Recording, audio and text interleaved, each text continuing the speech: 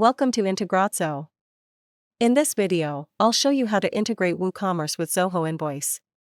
No coding is required, just a few simple steps inside your WordPress dashboard. Let's get started. After activating the plugin, go to the plugin setup page from your WordPress dashboard. Now, click on Select Product. A pop-up window will appear. From the list, choose the Zoho service you want to integrate. After selecting both, click on the Save and Next button. Next, in Step 2, add your account authentication details. First, enter your account name for identification. Next, select your account data center name. Next, click the Authenticate and Next button. Now it will redirect you to your Zoho account. Here, review the permissions and click Accept.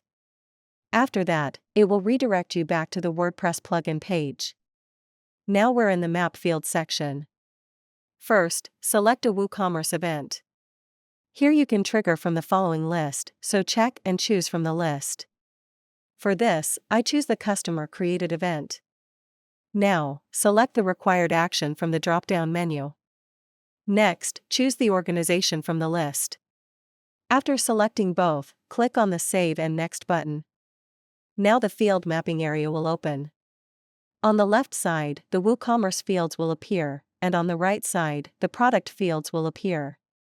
Here, simply map the fields. After completing the field mapping, click on the Save Mapping button. Now the integration is completed successfully.